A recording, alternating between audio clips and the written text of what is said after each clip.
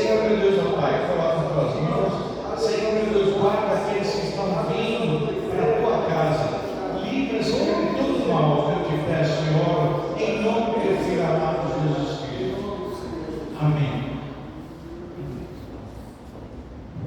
Poder sentar, irmãos. Paz do Senhor. Deuteronômio capítulo 6, eu estou lendo esse texto, faz parte da nossa lição hoje. Deuteronômio capítulo 6, versículo 1 até o versículo 9. Deuteronômio capítulo 6, verso 1 ao verso 9.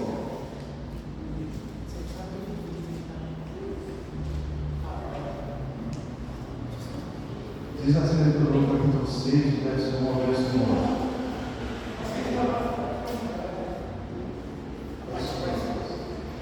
Diz assim a palavra do Senhor nosso Deus.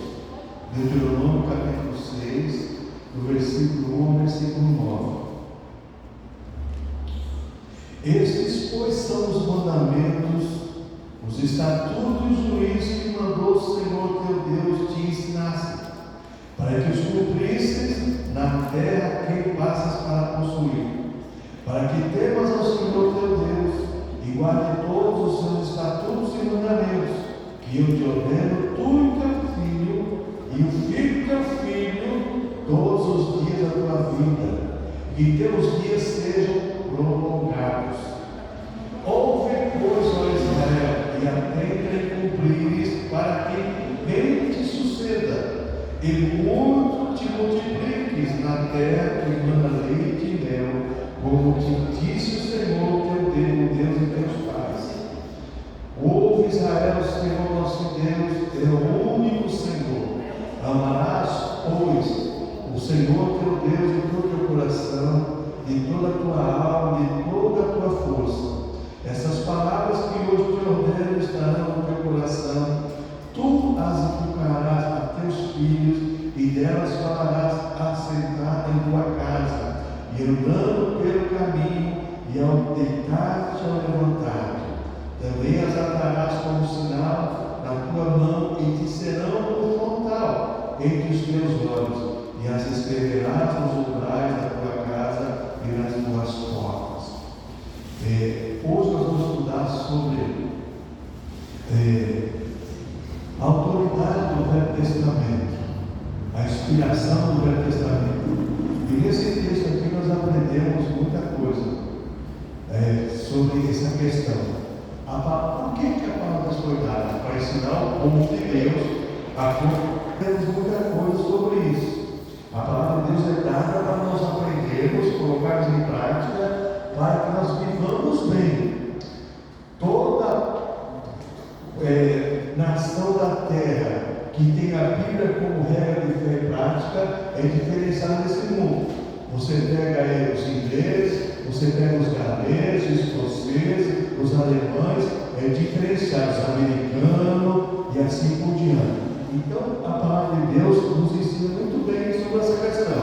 E aqui diz a palavra do Senhor, no versículo 4 desse texto, capítulo 6. Ouve, Israel, o Senhor nosso Deus é o único Senhor. Não existe outro Senhor a não ser o Senhor nosso Deus. Paramos aí então na página 25 do nosso livro, a inspiração do Antigo Testamento. Página 25, que é a inspiração do Antigo Testamento. E existem algumas questões que são levantadas por pessoas que tentam dizer que a Bíblia Sagrada não é um livro inspirado por Deus. O papel aceita tudo, seu papel. A Bíblia Sagrada não. A Bíblia Sagrada só aceitou o que Deus mandou escrever, o que Ele inspirou através do Espírito Santo. E diz aqui o autor do nosso livro: será que a Bíblia realmente se diz inspirada? Ou seria essa ideia de mera reivindicação feita pelos crentes a respeito desse livro? Uma pergunta. Aí eu vou responder. Primeiramente, examinemos a reivindicação do Testamento a favor da sua inspiração. Aí você tem aqui a reivindicação do Testamento a favor da sua inspiração, e você vai encontrar aqui falando sobre Moisés, em Deuteronômio capítulo 10, versículo 2. Os livros escritos pelos profetas de Deus eram conservados em lugar sagrado. Moisés colocou a lei de Deus na arca. Deus mandou colocar a lei na arca da aliança. Lá está no livro. Então, a gente tem que, veja bem, ter certeza de que Deus está falando para nós, o seu povo, em todos os tempos, todas as épocas. E aí, diz aqui mais uma coisa: cada profeta, depois de Moisés, acrescentou seus escritos sagrados a conhecimento gente. Aliás, o segredo da inspiração do Testamento está na função profética de seus escritores. Deus chamava homens para escrever o que ele queria dizer para o seu povo e para nós, povo de Deus hoje. Aí eles ainda na página 25 sobre o Antigo Testamento, a qualidade de texto profético. Texto profético. Hoje existe nessa miscelânea de ideologias teológicas palavras proféticas. O dom de profecia existe, mas palavra profética de boca de ser humano é complicado, hein? É complicado. O dom de profecia é uma coisa. Agora, os profetas, porque o que Deus queria escrever, Efésios 2:20, a igreja está fundamentada sob a lei dos profetas e os evangelhos de Cristo, somente isso. Então diz aí, o profeta é o porta-voz de Deus. As funções do profeta ficam esclarecidas nas várias menções que a ele se fazem. O profeta é chamado homem de Deus, está em 2 12:22. O homem de Deus está passando aí. O que revela ser escolhido por Deus era chamado de servo do Senhor. 1 Reis 14:18 mostra a sua ocupação, mensageiro do Senhor. Isaías 42:19, que assinaram a sua missão de serviço. Deus de Deus, o vidente, Isaías 30:10. O que revela a fonte de Apocalipse, sua verdade, o homem do Espírito. Aí você tem o Zé Manuel que desmonta que ele vai lá falar com o Atalaia, Ezequiel 3:60. E acima de todas as nações, entretanto, sobressai de profeta, ou seja, o porta-voz de Deus. O que era o profeta? Deus precisava entregar uma mensagem, ele usava uma pessoa para falar com o povo. De que maneira Deus fala conosco hoje? Através da palavra. Então Deus usa pessoas, interpreta o texto sagrado para entregar para nós a mensagem profética. O que Deus quer para cada um de nós, que nós devemos aprender para direcionar nossa vida. Em razão do próprio chamado, o profeta era alguém que sentia como Amós. Falou o Senhor, quem não profetizará? Eles eram. O único profeta que tentou fugir foi Jonas, mas se deu mal. Se deu mal. Todos eles inventavam uma desculpa. Moisés, eu não sei falar. Dizendo o texto assim, ó, quem foi que fez um homem? Deu a língua, não foi eu? Se preocupe não, para dar um jeito. O outro, eu sou uma criança, não tem problema não. A gente resolve sair também. Deus sempre usou as pessoas com carinho, escolheu o critério para falar o que ele quer falar. Falou o Senhor que ele profetizará no 18. Ou como outro profeta disse, eu não poderia desobedecer a ordem do Senhor, meu Deus, né? Para fazer coisa pequena ou coisa grande. Lá em Números 22:18, que foi o profeta mercenário. Não. O que Deus mandou falar, ele foi obrigado a falar, mesmo contra a ideia que ele tinha de profetizar contra o povo de Deus. Mas Deus transformou a maldição em bênção. Veja bem outra coisa que nós vemos aqui. Assim como Arão havia sido profeta, porta-voz de Moisés, Êxodo capítulo 7,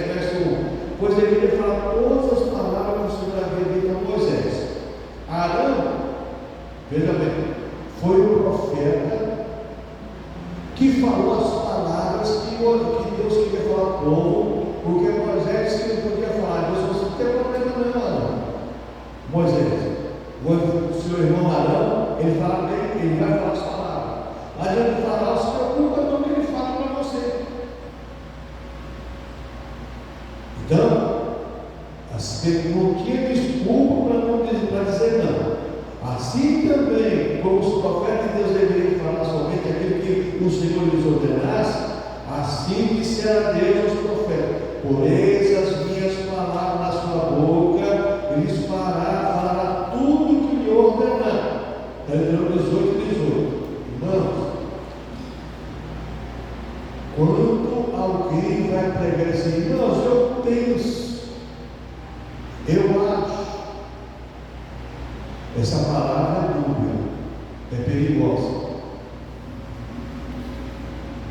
Eu não sei por que eu estou falando. Você tem que ter convicção. É Deus que mandou falar? Fala, filho. Mas é Deus que mandou falar? O porta-voz de Deus? Você já pensou se alguém manda você entregar um recado? E você não entrega aquele recado direitinho? Olha, Francisco, vai lá falar para fulano de tal, assim. Você tem que fazer. Vai lá falar. Ó, eu vim aqui e fulano mandou falar isso para você. Mesma coisa o pregador da igreja hoje. Falar para a igreja que Deus quer que fale para a igreja. Não é o que o povo quer ouvir. Não é o que Deus quer falar para nós. Isso se torna um problema seríssimo, irmãos. Que as pessoas muitas vezes gostam de ouvir o que agrada, o que atrai. E só Deus não tem misericórdia sobre esse aspecto aí, né? Então, isso o profeta tentava saber que Deus lhe havia revelado. Os nossos profetas eram identificados pelas suas profecias falsas, pela falta de confirmação miraculosa.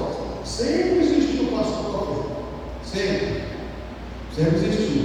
Na época de Moisés, os levantou falsos profetas, na época dos reis, que mais tinha falso profeta, que profetizava em favor do rei. O homem de Deus profetizava a verdade, o falso profeta profetizava outra coisa. É a mesma coisa hoje, você fala a verdade, prega a verdade, o outro prega contra, que é batido no auditório. Que hoje as pessoas estão preocupadas com algo, estão preocupadas com o auditório. Quanto mais mentira prega, mais auditório tem. Infelizmente. Quanto mais você agrada o povo, mais desagrada a Deus, mais agradando o povo você tem subsídio para você conseguir fama, nome, status e uma série de coisas. Então, como na época de Moisés, a terra perdeu para o Coré e os demais que contestaram contra Moisés. Elias foi exaltado sobre o profeta de Baal, que caiu do céu lá no monte, lá que Elias fez oração lá, caiu fogo, e os profetas de Baal profetizaram, não aconteceu nada. Porque na hora de provar quem é o verdadeiro Deus, irmãos, o Deus da Bíblia é o verdadeiro Deus. Não é o Deus que as pessoas imaginam. As pessoas do mundo. O cristão tem que imaginar conforme o Deus da Bíblia. É o que Deus fala conosco, nos ensina. Essa é a questão. Então tem que tomar muito cuidado com isso. Porque hoje o que mais tem é o conceito de Deus. Até homens hoje são Deus.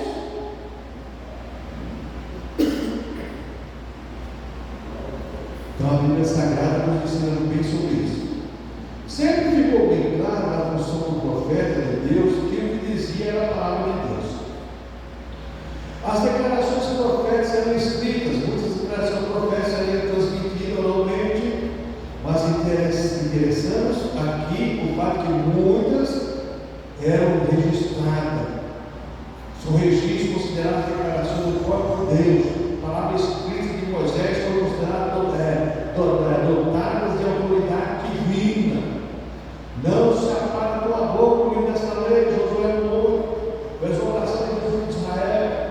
Não aparte da tua boca o livro desta lei, e você vai prosperar por causa dela. Josué, Sansão de Moisés, ele escreveu essas palavras no livro da lei de Deus, para Josué 24, 26. É impressionante como as pessoas não gostam de aprender a Bíblia. O verdadeiro ensinamento da Bíblia Sagrada é para poucas pessoas. Porque quando você para você ouvir a palavra de Deus, e eu sempre falo, a primeira coisa que a palavra de Deus mostra é quem eu sou. Ela mostra quem eu sou. Segundo, ela mostra que eu tenho que mudar alguma coisa. E as pessoas não gostam disso, porque o ser humano não gosta de ser confrontado. E quando confronta o ser humano, você perde um amigo, uma amizade. Você perde. Porque você confrontou. Principalmente se você falar a verdade. Aí eu pensei que você era meu amigo. Não, mas eu não sou amigo, falou para você a verdade. Mas você me machucou. Fazer o quê? Então vamos caminhando aí. Jeremias, né? Quando requeriu o livro do pensamento de Jeremias, Deus falou assim: ó, toma outro rolo e escreve todas as palavras que estavam no primeiro rolo, Jeremias 36, 28. Irmãos, o Baruque que escrevia para Jeremias, ele teve trabalho, porque ele já tinha escrito, olha, 30 e tantos capítulos. Já pensou escrever tudo de novo naquela época? Fazer a tinta, fazer a caneta, pegar o rolo, o pergaminho, tinha que fazer tudo na mão. Hoje você pega o computador, você escreve 10 páginas rapidinho, né? Naquela época, meu amigo, você já pensou? O Baruque fez tudo isso, né? Sem reclamar. Olha, irmãos, é por isso que eu falo, né? A gente tem que aprender com a palavra do Senhor. E nós semelhamos também Baruque que recebeu essa ordem da parte de Deus. Escreve a prisão, torna bem legível sobre tábuas. Baruque 2:2. Olha, escreve e coloca lá para todo mundo ver o que vai acontecer nessa cidade, que é para ninguém ficar dizendo do que vai acontecer. Aí eu quero falar com você um pouco, por que Deus usa a igreja para pregar a verdade? Para a igreja ficar isenta da condenação das pessoas, porque ninguém vai dizer assim, eu não ouvi a verdade. Não, todo mundo, irmãos, hoje você tem na internet, você tem no rádio, você tem na televisão, você tem no jornal, na revista, hoje você tem divulgação do Evangelho em tudo quanto é lugar. Só não aceita Jesus no se arrepende dos pecados quem não quer. A verdade é essa. A verdade é essa. Aí nós temos aqui os profetas, né, posteriores, que usavam os escritos dos profetas que antecederam. Aí você vê que o Daniel ficou sabendo que o exílio babilônico do seu povo estava chegando ao fim, depois ele de Jeremias. O Daniel estava orando e leu o profeta Jeremias, capítulo 9, verso 2, que o cativeiro do povo da Babilônia era 70 anos. Já se cumpriu os 70 anos. Então Deus vai mandar a libertação. E mandou mesmo. De que maneira nós entendemos que é o fim dos tempos? Não é pelo que as pessoas falam. E agora você vê na televisão aí tanta coisa no rádio sobre escatologia, um monte de coisa, tanta coisa. Irmãos, a Bíblia fala que guerra, rumores de guerra, pestes, é o sinal que antecede a vinda do Senhor. Mas essa guerra lá do Oriente Médio não é a guerra de Gog e Magog, porque a guerra de Gog e Magog lá de Ezequiel vai acontecer depois do arrebatamento da igreja. A não ser que a igreja de Jesus foi arrebatada, que não tem notícia nenhuma, e nós ficamos. Mas cadê a notícia? Cadê os crentes subiram? Será que só subiu que nem na época de Elias, foi que foi arrebatado? Que nem na época de Enoque, o Enoque foi arrebatado? Com certeza não. Então vamos caminhando aqui. Os escritores do Testamento eram profetas, todos os autores tradicionais do Testamento se denominaram profetas, seja como título, seja como função. Todos possuíam o dom da profecia, assim como Amós. Eu não era profeta nem Então existiam os profetas como o tipo profeta e o outro era a função. Você pega, por exemplo, Amós, ele recebeu o tipo profeta para profetizar. Já Jeremias tinha uma função, Isaías tinha uma função, profetizar no reinado. A função já é diferente. É a mesma coisa hoje. O dom de profecia estática, que é o dom do Espírito Santo para treinar uma mensagem para a gente, e o dom da profecia da administração da palavra, que é a palavra falada revelada por Deus. O que nós aprendemos aqui? Davi, a quem se atribui a criação de quase metade dos salmos, existia a função de rei. No entanto, assim que ficou rei, o Espírito Senhor fala sobre mim. Davi foi profeta, né, e foi rei. Só não foi sacerdote, porque não podia. Então você encontra aqui também o Espírito Senhor fala comigo, 2 Samuel 23, 2. O Novo Testamento, certamente, denomina o profeta, em Gálatas 2,30, de modo semelhante o rei Salomão a todos os livros dos cristãos, Provérbios, Eclesiastes, Revisões, Pai do Senhor, 1 Reis 12,9, de acordo com os 12,6, as visões eram no meio de Deus mostrar ao povo quem eram os seus profetas. Quem eram os seus profetas? Quem é o profeta de Deus? Aquele que fala a verdade a respeito de Deus e procura, em todos os meios, procurar viver a verdade conforme Deus exige. Enquanto Daniel fosse estadista, o próprio Senhor Jesus o denominou profeta. Mateus 24, 15. Porque existe uma guerra também ideológica, em primeiro lugar, que Daniel era profeta, era estadista. Mas ele propôs profecias e as profecias apocalípticas também. Primeiro começa, né, a interpretação da estátua do Nabucodonosor, e você vai dali por diante, você vai ver as escatologias de Daniel capítulo 9, 10 e 11. Vamos caminhando aqui. Moisés, o legislador e educador de Israel, era denominado profeta. Josué, segundo Moisés, era profeta. Samuel, Natan, Gad eram profetas, escreveram, está em Lucas 29, 29. Da mesma coisa, Isaías, Jeremias, Ezequiel e os outros profetas menores. Todos esses profetas foram nomes usados por Deus para escrever a Bíblia Sagrada. Quantas pessoas Deus usou no total para escrever a Bíblia Sagrada? Cerca de 40 pessoas. 40 homens escolhidos por Deus para escrever os 66 livros da Bíblia Sagrada. Então, sempre existiu uma seleção feita por Deus. É por isso que Deus não são muitos chamados, mas poucos escolhidos. Existe função que é específica, Deus escolhe a pessoa. Deus dá um dom para você que não dá para mim. E não adianta eu ficar com charminho. Se ele quiser assim, filho, é ele que é o dono da igreja, não sou eu. Deus dá um dom. O Arão falava bem, falava bonito, mas quem era o porta-voz de Deus era Moisés.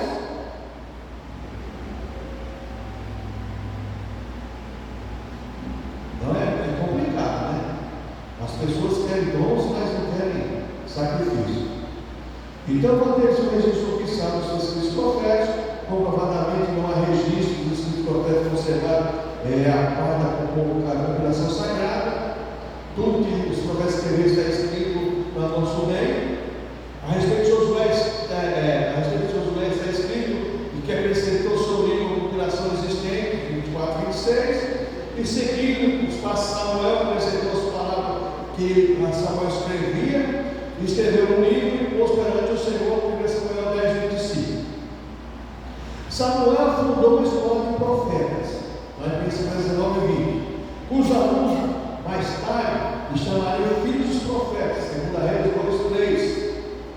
Existem inúmeros testemunhos da crônica, segundo os quais os profetas aguardaram com cuidado as histórias. A história de Davi havia sido escrita pelo profeta Samuel, Natan e Gad. A história de Salomão foi escrita por Natan, Aias e profeta Aí. O meu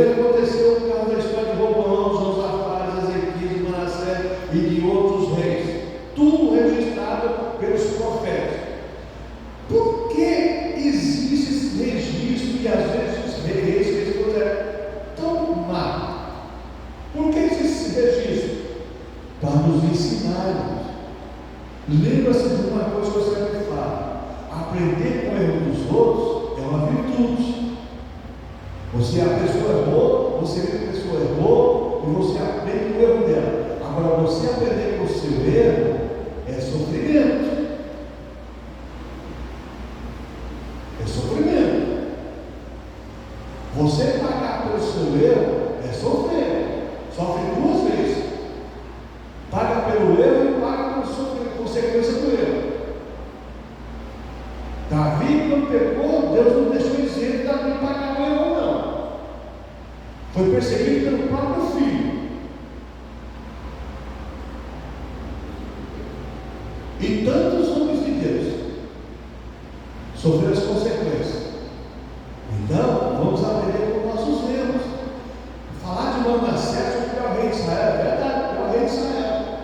Mas é para nós aprendermos que no final da sua vida, Manassés se arrependeu de tudo que tinha feito. Mas já era tarde, já tinha feito. E a desgraça que Deus comportou seu povo. É como acontece com muita gente hoje, com lideranças, que não aprende com a Bíblia Sagrada, faz a coisa errada e quem sofre é o povo. O povo que sofre. Vamos indo aqui. Na época desse Babilônio, Daniel se referiu à compilação dos profetas, dando o nome de livros.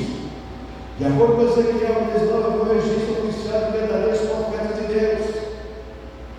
Os que eram verdadeiros, eles deixavam registrado e era guardado com carinho. Os falsos profetas procuraram não escrever para guardar. Por que existem tantos apócrifos? Se você tem uma Bíblia, a Bíblia dos Apócrifos, né? Da editora Novo Século, mais de 100 livros. Por quê? O que surgiu da igreja primitiva? Os falsos profetas também. Assim como os apóstolos não eram os verdadeiros, também surgiu os falsos. E aí colocaram cada não sei de quem, Apocalipse de Pedro, Apocalipse de Barnabé, cada não sei de quem, Evangelho de Tiago. Eu só sei quem recebeu a única pessoa, além dos quatro evangelhos, que recebeu o evangelho foi Paulo. O evangelho foi empregado, que é as cartas que nos ensina, as cartas de Paulo. Mas, como existe gosto para tudo, para fora.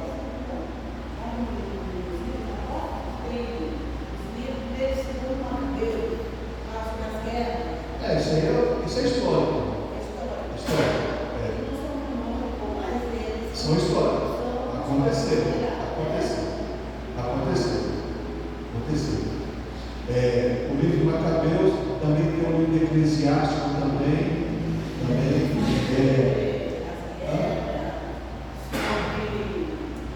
As pessoas que não negaram a Cristo foram santificadas, né? Sim, tem. E tem essa história esquisita, de novela de dragão. Isso é ficção. E que você pega, por exemplo, na Bíblia dos Apócrifos, existe o livro de Gênesis. Lá na nossa Bíblia é Adão e Eva. Lá é Adão e Lilith, a mulher demônio. Que Lilith é o demônio feminino.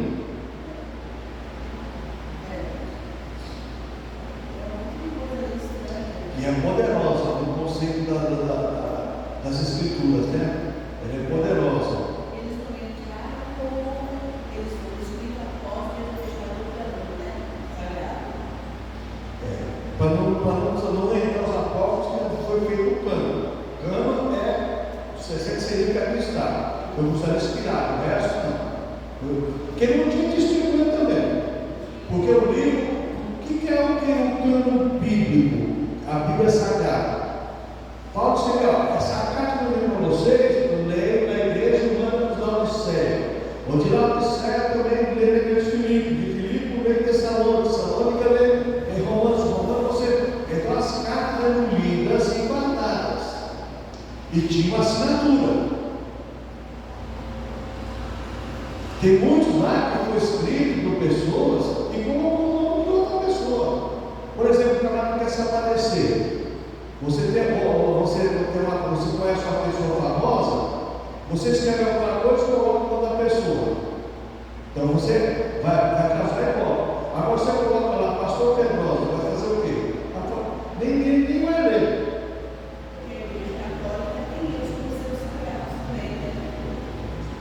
Mas vamos caminhando aqui.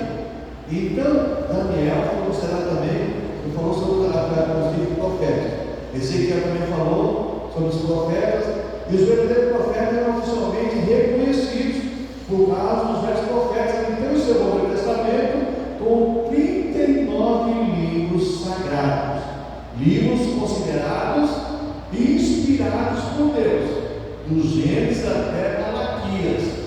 Só que tem um detalhe, irmãos, aqui do Gênesis a Malaquias não está por ordem cronológica. Não está por ordem cronológica. Então toma muito cuidado com isso. Às vezes a pessoa começa a ler a Bíblia Sagrada e você pensa que está por ordem. Não é por ordem dos acontecimentos, não. Foi canonizado assim por causa para ter uma sequência mais lógica de entendimento. Mas as ordens cronológicas você só encontra hoje tem a Bíblia cronológica, que você encontra exatamente lá a Bíblia colocada como está nas ordens escritas. Mas para nós que estamos acostumados com essa Bíblia aqui, aquela lá você dá a interrogação na cabeça. Então. Mas irmãos, que Deus nos permita, sábado que vem nós não temos escola bíblica, porque sábado é conversa das irmãs. Mas no outro sábado nós teremos que continuar aqui sobre a reivindicação do Velho Testamento, certo? Vamos tomar uma aguinha aí, como o pastor Manuel vai estar falando para nós aí sobre essa matéria tão importante que é a teologia sistemática de Deus. Vamos para o segundo tempo, segunda aula. Amém? Oremos. Pai, poderoso, te louvo, te adoro, te agradeço, glorifico e bendigo a ti. Obrigado, Senhor, pela graça, pelo teu amor. Obrigado, Deus, pelo teu povo reunido para fazer a tua palavra.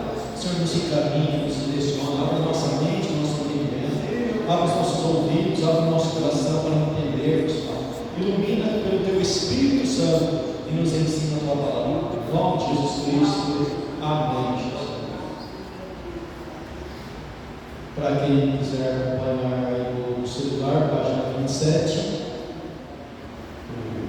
tópico C, auto-revelação, requisito de todo conhecimento de Deus. Então, dando continuidade aí nessa matéria sobre conhecer a Deus, teologia sistemática Deus.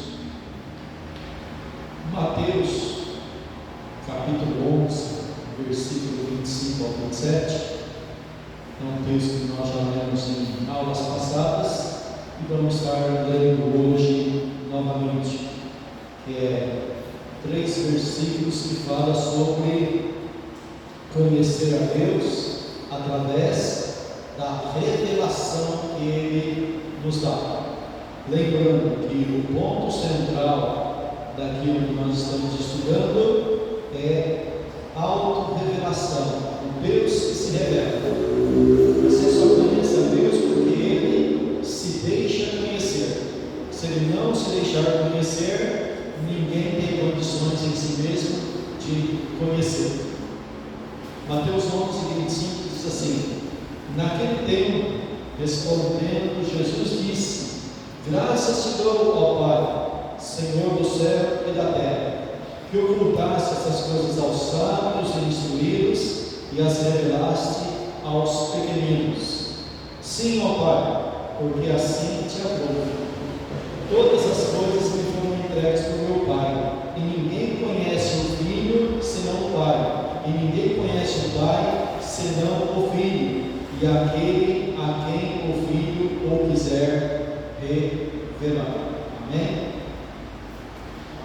Então, esse tema sobre conhecer a Deus, ele está reservado àquilo que nós chamamos de Trindade.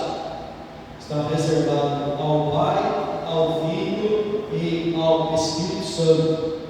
E é eles que revelam para o ser humano aquilo que é permitido ser revelado ao ser humano.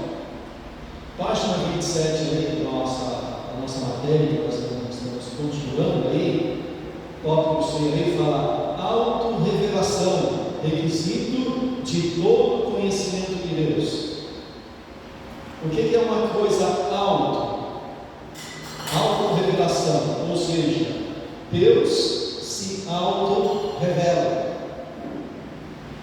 Não é eu, não é você que tem a capacidade, mas Ele se autorrevela. Ele tem esse direito, Ele arroga assim esse direito e prende isso a Ele. Deus transmite conhecimento de si próprio ao homem. Kuyper é um teólogo lá de linha escocesa, linha reformada, e é colocado aqui uma ideia dele. Kuyper chama a atenção para o fato de que a teologia, como conhecimento de Deus, difere num importante ponto de todos os demais tipos de conhecimento. Então, o que é teologia? Teologia é uma ciência que estuda Deus. Mas aqui ele vai dizer então, no estudo de todas as outras ciências, o homem se coloca acima do objeto de sua investigação e ativamente extrai dele o seu conhecimento pelo método que lhe pareça mais apropriado. Mas na teologia, ele não pode colocar-se acima, e sim sobre o objeto do seu conhecimento. Então, quando você fala em ciência, no sentido humano que é colocado para nós, a ciência, ela tem métodos, e se ela quer ter conhecimento de um determinado assunto, ela pega, vamos supor, um pedaço de metal. O cientista quer conhecer aquele metal, saber as propriedades dele, ele leva para o laboratório e ali ele faz todo o processo de pesquisa naquele metal. Por quê? Porque tudo que se diz aqui em ciência está se falando de pegar algo palpável, algo material e levar para estudar. Mas quando se trata de Deus, o negócio inverte totalmente. Por quê? Porque Deus não é um objeto. Deus é algo que está no sentido abstrato. Deus é Deus, e além do mais, Ele é Criador, Ele está muito acima da criatura. Então, você não vai pegar Ele como um objeto e levar Ele para estudar.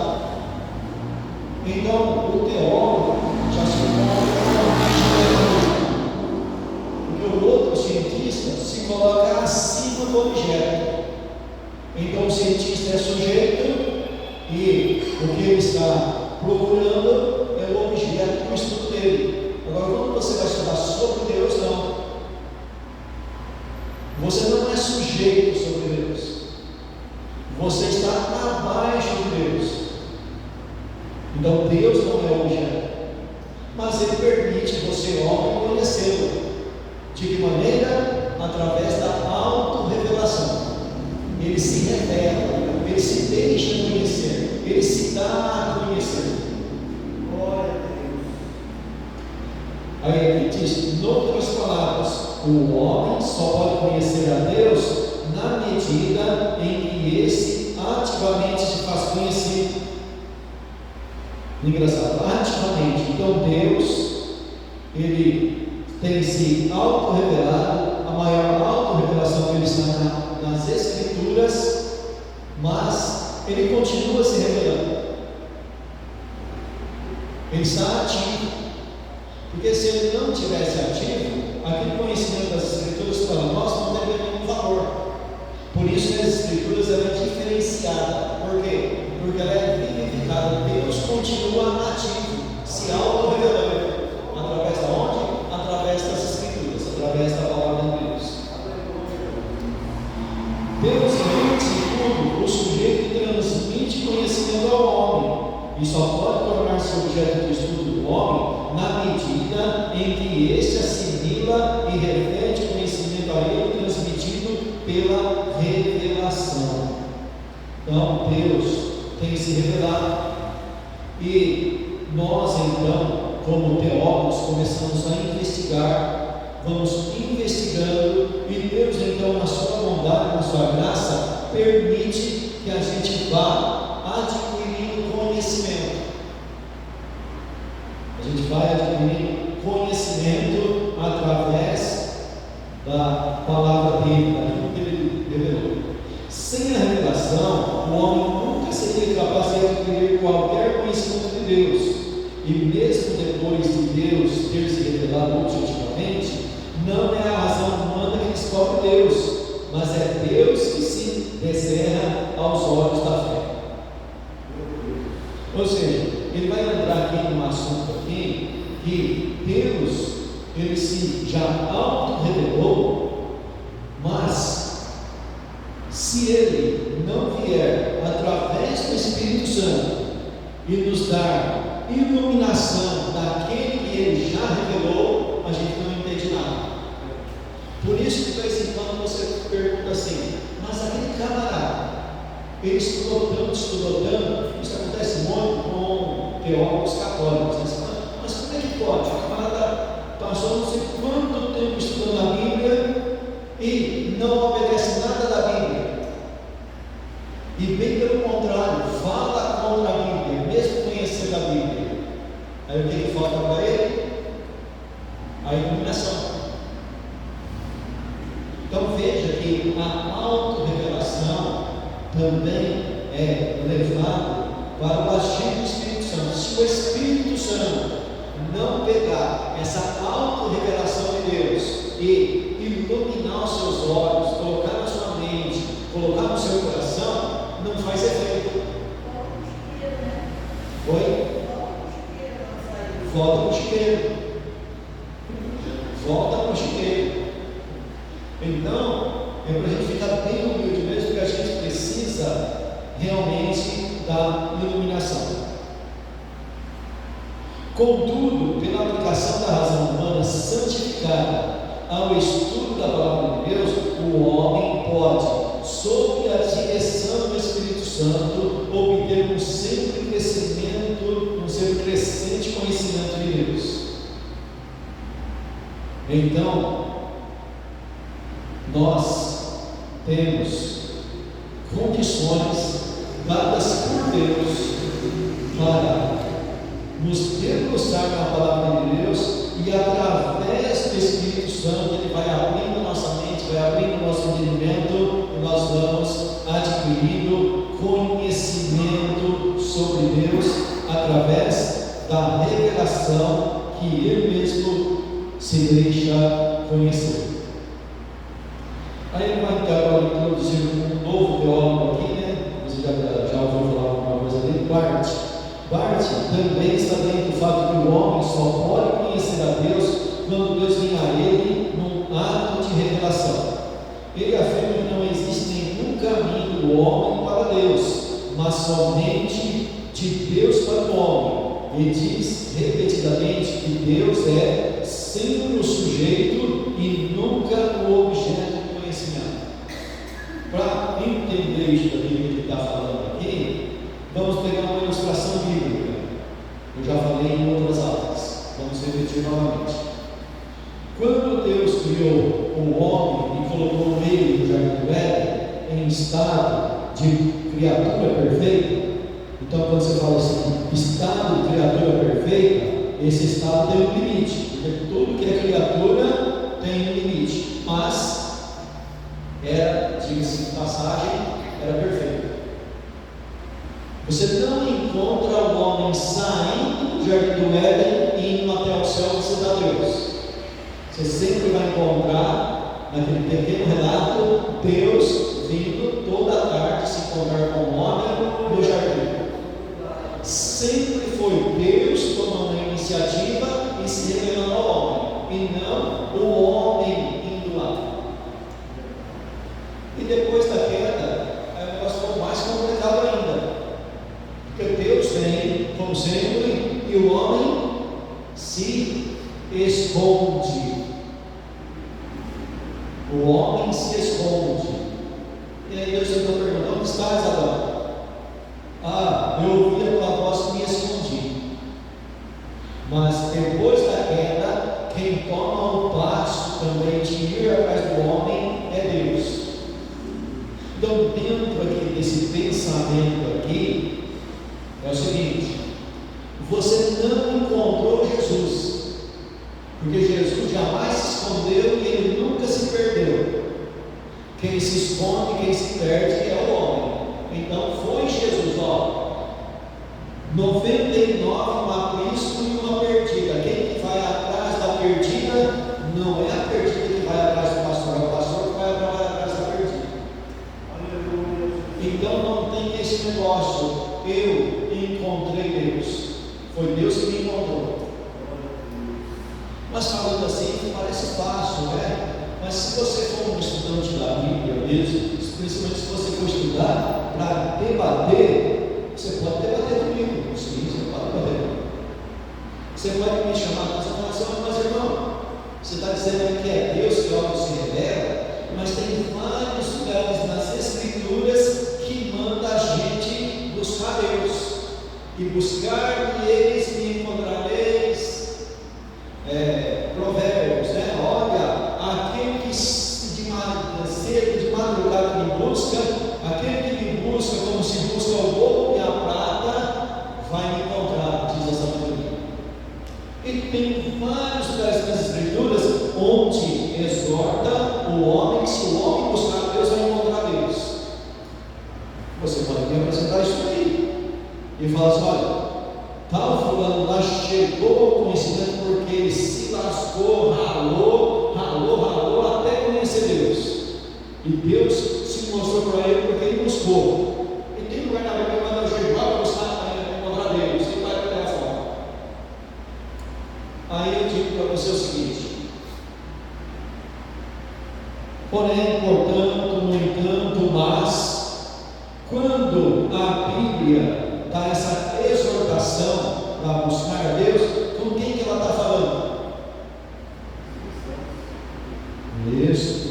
Ela está falando lá no Velho Testamento com um povo chamado povo de Israel, que Deus, que é o povo de Deus, que Deus chamou de todas as nações, falou: olha, vocês são o meu único povo. Então ele está falando com um povo que já foi de antemão chamado por ele. Então de antemão Deus já se revelou e ensinou qual é o caminho que nós temos que trilhar para conhecê-lo. Então a cartilha já está dada. O modelo já está dado, o modelo já está ensinado. Não foi o homem que foi atrás, não foi Israel que foi atrás, não foi Abraão que foi atrás, não foi os patriarcas que foi atrás, foi Deus que foi atrás dos patriarcas e chamou eles e falou: olha, agora vocês vai me buscar para me conhecer. Então é Ele que se auto-revela e, em última instância, Ele não é obrigado a ouvir a oração de ninguém. Tá? Ele não é obrigado. Ele ouve, ele inclina os ouvidos, inclina, mas não é porque ele é obrigado, é porque ele quer se dar a conhecer.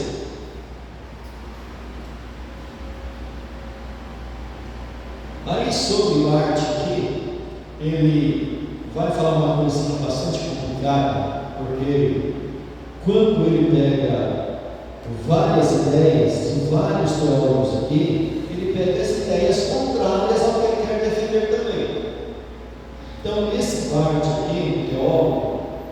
que ele cita bastante, mas o Bart vai entrar por um caminho bastante complicado e ele mesmo vai dizer aqui que ele tem uma ideia bastante contrária à ideia da teologia reformada.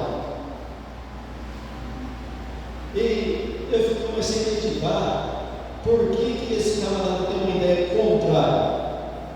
É que esse Bart aqui, até onde eu pesquisei e até onde eu entendi, ele, a uma certa altura da sua teologia, ele pega a doutrina da encarnação. Porque, biblicamente falando, a maior revelação de Deus na história para o homem é a doutrina da encarnação. Não tem revelação maior que essa. Essa é a top das top. E esse Bart entra por esse caminho e me dá a entender que ele, então, em certa altura da sua teologia, afirma que o único método de se conhecer a Deus realmente é através da encarnação. E o Verbo se fez carne e habitou no nosso meio.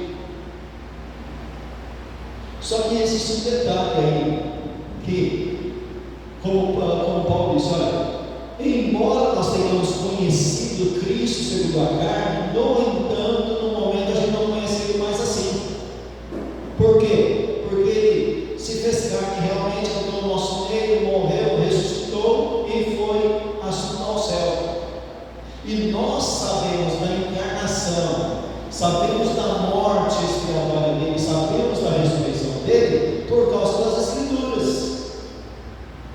Então, se eu anular a Escritura em detrimento para exaltar a encarnação, eu arrumo um problema sério. Por quê?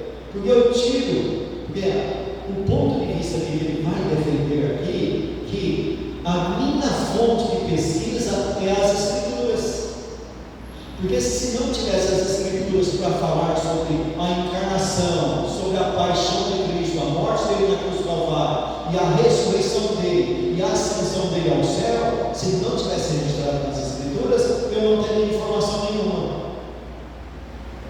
Aí esse Bart, então, ele entra por um caminho que, em certa altura da teologia dele, ele vai ser interpretado como agnóstico. Porque o próprio Bergoglio vai dizer aqui que ele realmente falou que ele, no final, esse Bart tinha dificuldade de confeccionar, fabricar uma teologia sobre o conhecimento de Deus. Por quê? Porque ele é um logista justamente as Escrituras, tá? Vamos continuar e ele vai fazer então. Todavia, na página 28. Todavia, deve-se manter a posição que afirma que a teologia seria totalmente impossível sem uma auto-revelação de Deus. E quando falamos de revelação, empregamos o termo no sentido estrito da palavra. Não se trata de uma coisa na qual Deus é passivo, um mero tornar-se manifesto, mas uma coisa na qual Ele ativamente se faz conhecido. Então Deus não é simplesmente algo passivo, mas Ele está se auto-revelando continuamente nas Escrituras. Ou seja, Deus é o mesmo ontem, hoje e eternamente. Ele continua trabalhando no nosso meio, dando-nos o entendimento. Não precisamos ter a mesma experiência que os personagens tiveram lá no Velho Testamento ou no Novo Testamento, mas o mesmo Espírito e o mesmo Deus continua se auto-revelando para nós. E estamos contentes, porque nós não vimos Cristo segundo a carne, mas bem-aventurados que não viram, mas creram. Bem-aventurados que não viram, mas creram. E aí, nesse tópico aqui, ele vai finalizar, então, Não há nada surpreendente no fato de que Deus só pode ser conhecido se Ele se revela, e na medida em que o faz. Até certo ponto, isso é verdade também quanto ao homem. Mesmo depois que a psicologia fez um estudo particularmente exaustivo do homem, Alex Carrel pôde escrever um livro muito persuasivo sobre o homem e esse desconhecido. Ele diz: qual os homens sabem coisas do homem, senão o seu próprio espírito que está nele? Então, sempre quando nós vamos estudar sobre Deus, a gente é levado também a estudar sobre o homem. Porque o homem, queira ou não queira, você encontra muitas analogias no homem para conseguir compreender um pouco sobre Deus. E se o homem é difícil você estudar aí, psicologia, coisas da mente, quando você vê uma pessoa perdendo a mente, você perde a explicação, né? A pessoa está doente, mas está lúcido. Você fala: beleza, está lúcido. Tá que não levanta mais da cama, mas a mente funciona. Mas quando a mente para de funcionar, aí é terrível. Então, quando você é obrigado a estudar o homem também. Aí no tópico 2 aqui, ele vai trazer, olha só, até agora, ele está dizendo sobre autorrevelação. Deus se autorrevela, Deus se mostra. Agora ele vai falar uma coisa totalmente ao contrário. Por quê? Porque ele vai introduzir aqui uma coisa que ele não concorda, mas você tem que estudar coisas que você não concorda também. E ele vai trazer coisa da filosofia. E isso da filosofia vai falar totalmente ao contrário do que nós temos estudado aqui no tópico C. Então o tópico 2 é conhecimento de Deus, inato e adquirido. Então ele vai pegar um pouco da filosofia, tá? Normalmente se faz distinção entre o conhecimento de Deus inato e adquirido. Não é uma distinção estritamente lógica, porque em última análise, todo conhecimento humano é adquirido. Sim, o camarada consegue ter conhecimento das coisas da terra através de estudar, ele vai adquirir. A doutrina das ideias inatas é filosófica, não teológica. Então presta atenção aqui, que ele já está avisando que ele está trazendo um tema filosófico e não teológico. Então, se é filosófico, está no reino humano, no reino do homem. Pensamento humano puro aqui, que ele vai trazer. E ele traz isso por quê? Porque na realidade, nós no dia a dia estamos em contato dia e noite com esse pensamento. Esse pensamento está na sociedade, desde lá dos primeiros filósofos lá na Grécia Antiga e vem até hoje. Tá? Sua excelência se acha na doutrina das ideias que nos vem de Platão, ocorrendo de modo mais desenvolvido na obra de Cícero, intitulada De Natura Deorum. Na filosofia moderna, foi ensinada primeiramente por Descartes, que considerava a ideia de Deus como inata. Então, o que significa inata? Inata aponta, na filosofia, para algo que o homem já nasceu, já tem dentro dele, já vem de berço. Isso se trata de filosofia. Eu disse que na teologia não, principalmente na teologia que ele defende, ponto de ideologia que ele defende. Mas ele traz algo totalmente contrário aqui agora, e esse negócio de inato, isso a gente vê muito nos dons naturais. Você já viu alguém que se tornou um pianista famoso? E você fala: nossa, mas como que se tornou um pianista famoso, né? Aí você vai estudar a vida dele, você encontra que geralmente ele é autodidata, ou seja, ele aprendeu por conta própria. Camarada que é bom em piano, a mãe e o pai perceberam ele de criança que existia uma tendência para ir para aquilo lá, e através daquilo lá, se teve condição, tudo bem, se o pai não percebeu, colocou ele numa escola. E se não percebeu, lá na frente, ele sozinho foi lá e foi em frente com o Tom. Aí você fala assim, ele nasceu com o Tom. Você vê isso aí tanto na linguagem esportiva do futebol, né? Nos jogadores de futebol, que eles vão falar, não, isso é um dom que Deus te deu. Certo? Ou seja, é algo que está inato. E você olha assim para essas coisas naturais, você é obrigado a concordar. Ele nasceu com aquilo lá. Ele nasceu com aquilo. Então, humanamente falando, parece que esse negócio de inato está certo. Né? Parece que está certo.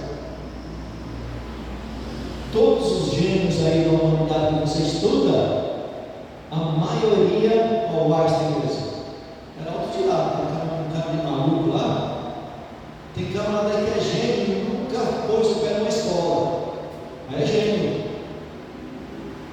E outros foi para a escola e melhorou ainda mais, né? E vai por aí fora.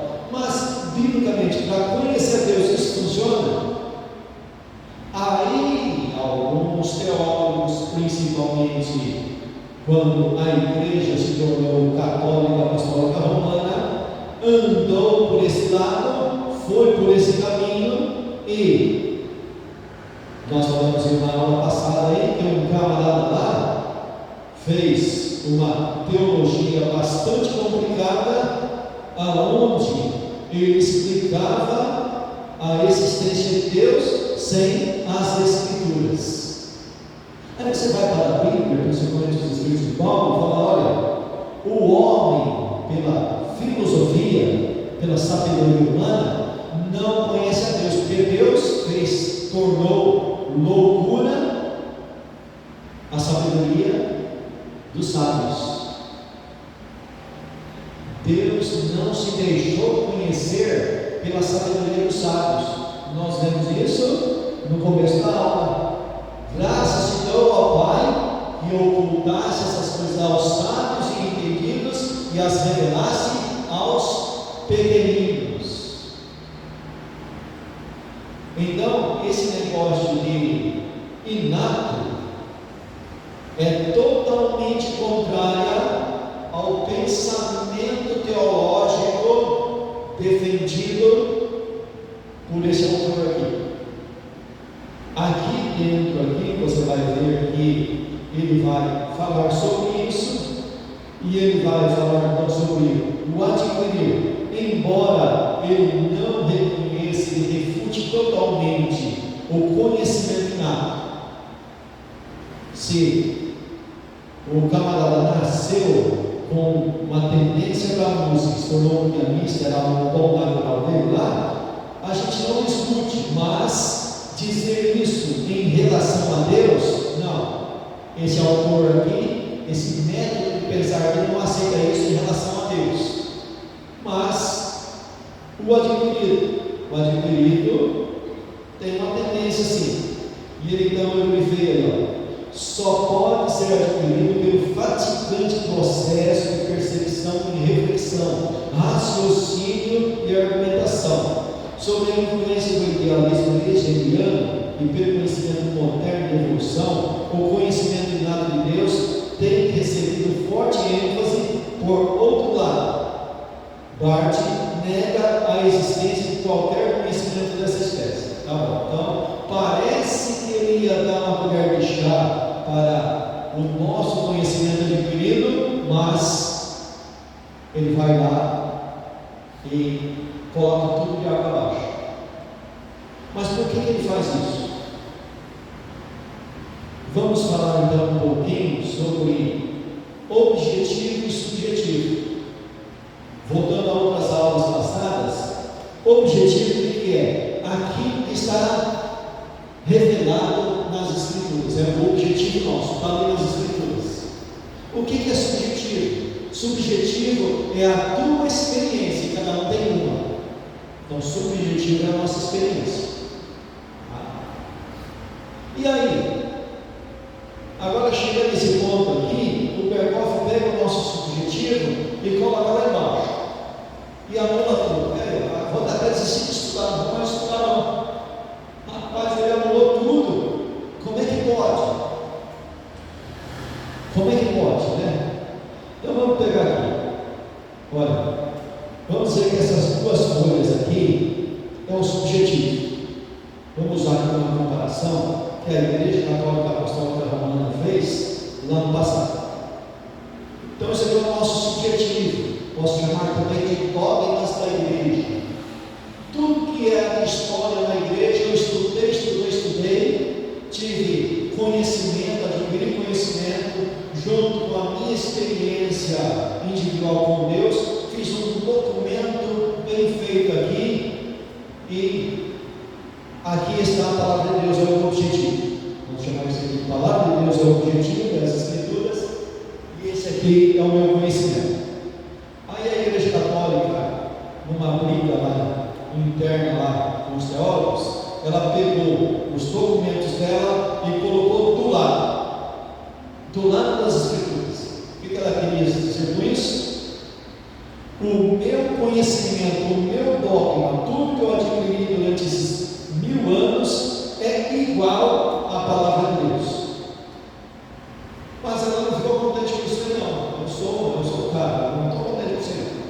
Aí um outro dali na próxima assembleia ela fez o seguinte, está vendo aqui,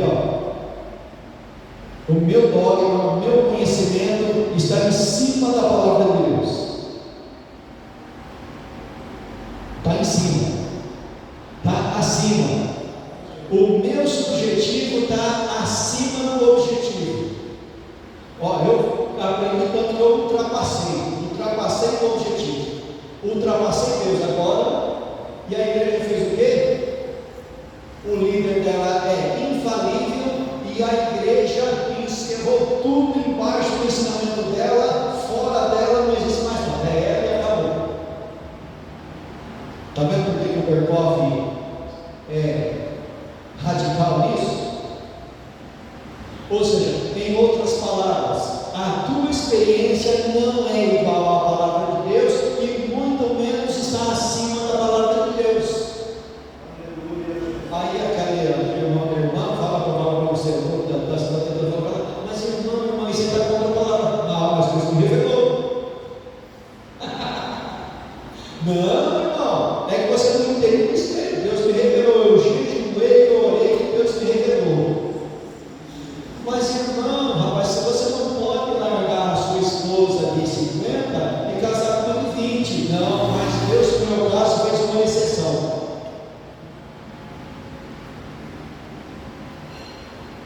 Mas não foi isso que Cristo falou para os fariseus? Vocês, pela tradição de vocês, cancela o mandamento de Deus. É isso que ele está falando. Ele não está falando para você parar de estudar.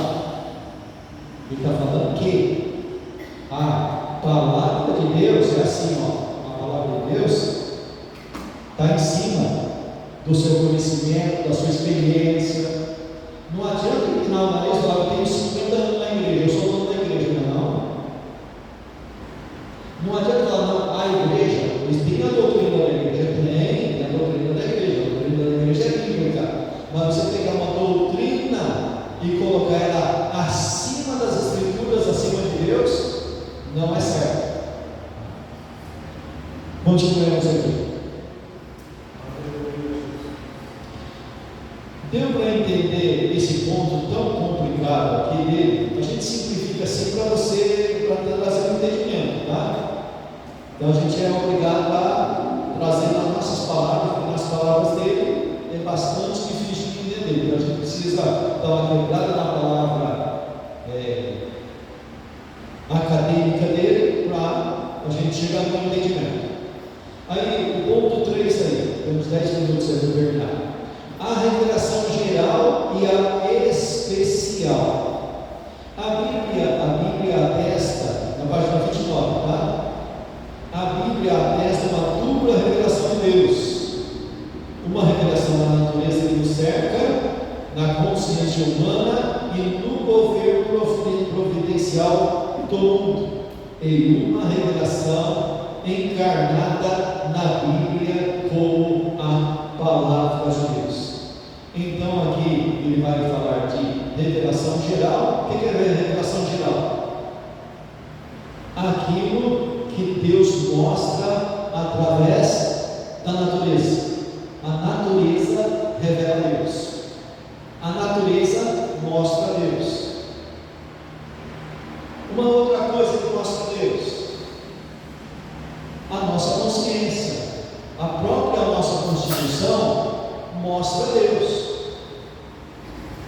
Você olha para o homem, olha para essa máquina perfeita, você olha para a natureza, está mostrando Deus, está dando testemunho sobre Deus. Outra coisa que mostra Deus são a providência através dos governos humanos. A Bíblia ensina que todo governo provém de Deus, e quando você começa a estudar as histórias dos governos, você sempre vai ver a mão de Deus. Só que essa revelação chamada geral, ela fala de Deus, ela diz sobre Deus, ela prova a existência de Deus, mas não salva o pecador. Por quê? Porque ela não apela para o pecador, ela não faz apelo ao pecador, ela não fala com o pecador no sentido de necessidade de salvação. Ou seja, o camarada estuda as plantas, adquire conhecimento através do estudo das plantas, do estudo da natureza, mas a natureza jamais fala para ele diretamente: a você precisa se arrepender. A natureza não fala isso. A natureza não diz isso. E o homem, com a cegueira que ele caiu por causa do pecado, ele estuda a natureza, ele até tem algum conhecimento sobre Deus, o dono da natureza, mas no final, ele caminha para o erro da idolatria. Por quê? Porque, como diz lá em Romanos, ao invés de ele adorar o dono da natureza, o criador da natureza, ele começa a adorar a própria natureza. Então é muito comum aí os camaradas que gostam da natureza falar assim: olha, a mãe natureza, a mãe natureza nos deu. E aí o homem se envolve em várias idolatrias. Aí ele vai defender aqui a ideia então da revelação especial. Qual que é a revelação especial? A revelação especial, ela começou não de maneira escrita, mas de maneira verbal. Então essa revelação especial também é chamada de revelação verbal. Então Deus lá, mesmo antes do dilúvio, levantou pessoas para chamar o homem ao arrependimento. Veja só, a natureza não fala com o homem no sentido de salvação, mas a revelação especial começa a falar com o homem no sentido de arrependimento. E ele vai, então, teológico, vai levar isso do lado do pensamento que ele defende. E qual é o pensamento que ele defende? Que desde lá, quando Deus começou a falar com o homem lá através de Noé, nunca foi falando para a humanidade em geral. Embora o convite seja para a humanidade em geral no sentido de salvação, mas só faz efeito no coração de um povo escolhido por Ele. Então só é realmente direcionado no sentido de salvação para os eleitos. E esses eleitos ouvem e atendem o chamado e entram na arca. É pouca gente? Foi pouquinho, só foi 8. Mas foi registrado.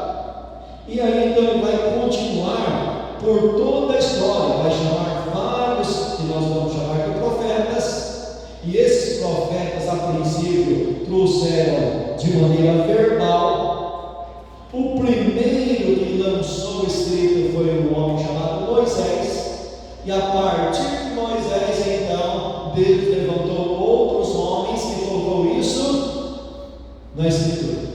E engraçado que tem gente que é escritor da Bíblia Sagrada e nunca falou nada a ninguém. Eles eram amanuenses. Eles simplesmente registraram o que o profeta falou, mas eles escreveram o que o profeta falou. E o profeta leva o nome no livro, e o amanuense fica de escanteio. Mas ele tem o radar dele. O importante é que ele escreveu, e se ele não tivesse escrito, não teria chegado a nós. Só chegou a nós porque ele escreveu. Então, através dessa revelação especial, e aqui nós já estamos terminando a aula, ele vai usar vários termos. Isso aí, no meio teológico, existe e só serve para causar intriga e briga. Briga teológica, coisa mesquinhez. Então ele vai falar assim: olha, no começo eles chamavam de tal palavra, depois eles entenderam que não era bem, essa palavra era muito boa, então eles mudaram a palavra. Mas diz a mesma coisa, vai. É só para brigar. É briga de teólogo. Por isso que tem hora que ele fala assim: ó, tem hora que o teólogo faz mais mal para a igreja do que bem. Questão de terminologia. Você escolhe a sua terminologia. Bom, ele escolheu a dele, né? Aqui o Berkhoff escolheu, na página 31 para terminar aí. Os reformadores rejeitaram o dualismo dos escolásticos e fizeram uma síntese. O que é síntese? Um resumo, né? O negócio é tão complicado, tão longo, que você tem que fazer um resumo. Uma síntese da dupla revelação de Deus. Dupla porque é duas, né? Uma geral e a outra especial. Eles não criam que a razão humana tenha capacidade para elaborar um sistema científico de teologia com base na revelação natural pura e simples. Esse negócio de olhar a natureza e falar: não, olha, através da natureza, estudei, cheguei em uma revelação aqui com isso Deus. Não, para os reformadores, isso não é possível. Por quê? Porque todos que entraram por esse caminho, a maioria terminou na idolatria. Então, a natureza ensina, mas espera aí, eu preciso levar ela e submeter ela ao Espírito Santo e ver o que o Espírito Santo me ensina. Sua maneira de ver o assunto pode ser representado como segue: como resultado da entrada do pecado no mundo, a escrita de Deus na natureza ficou muito obscura. Ou seja, por causa do pecado, o camarada foi dar lei, a natureza, e interpretou errado. Falou: opa, vou adorar a natureza, por quê? Porque aí o cara falou assim: ó, se não existisse sol, não existiria vida na terra. Se tirar o sol da terra, acaba a vida. Bom, a árvore não cresce mais, você vai pegar fora, né? Várias coisas, se tirar o sol, não cresce mais, então vamos adorar o sol. Não é isso que os camaradas do agricultor faz? Ele planta, Deus que dá o sol, Deus dá a luz, Deus dá a água, Deus dá a chuva, e no final, eles adoram alguém que não é Deus. Adora pintar também. Isso é. Se a pessoa não tiver mente curta, uma vez veio um padre na São João Clínico pregar sobre escatologia, e ele falou muito sobre as ondinhas. Aí o pastor Oswaldo Mendes interpelou ele e perguntou para ele: o que é ondinha? Ele falou: não, ondinhas são as entidades que cuidam dos mares. Ou seja, no final, o cara acreditava nas entidades, né, que cuidam do mar. Né? Arrumou entidade para tudo, arrumou santo para tudo, arrumou intermediário para tudo e jogou Jesus lá embaixo. Mas como o pentecostal não tem base para discutir com ninguém, passou, né? Passa, fazer o quê, né?